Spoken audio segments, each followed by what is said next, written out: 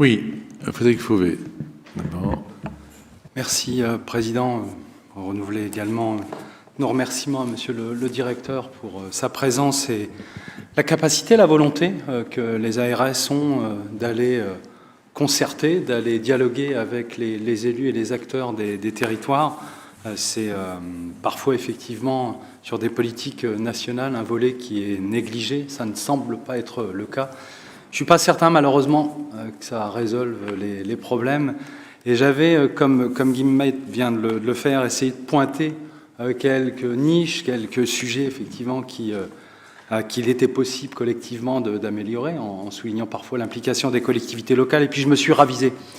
Je me suis ravisé parce que la situation de la santé dans ce pays est trop grave.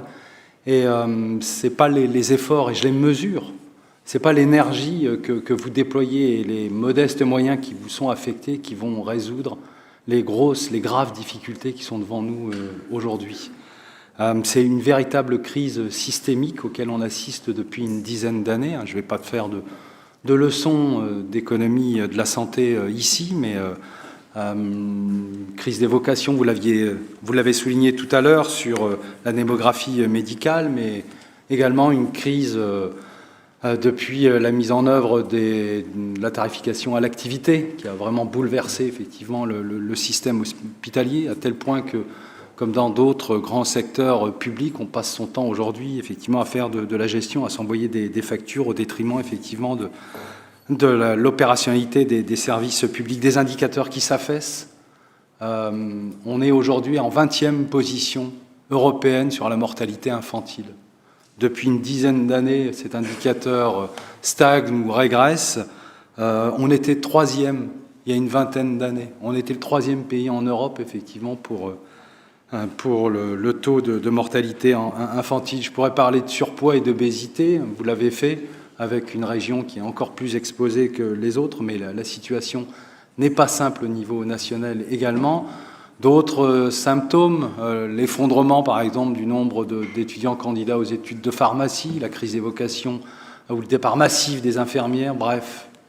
J'ai l'impression effectivement d'être très négatif en abordant ce sujet, mais nos concitoyens nous font part de leurs graves inquiétudes sur le sujet. Et vient s'ajouter à ça, à cette crise systémique, un certain nombre d'évolutions ou d'excès auxquels malheureusement on s'attendait.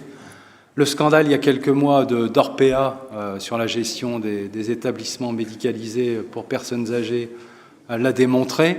Lorsqu'on laisse effectivement la concurrence libre et non faussée s'installer sur des considérations de santé publique, je ne suis pas certain que ça produise des bons résultats. Et le rapport récent sur les crèches privées, dont d'ailleurs le département ferait bien de s'inspirer au regard de nos responsabilités en matière de PMI, n'a pas l'air effectivement d'être beaucoup plus positif.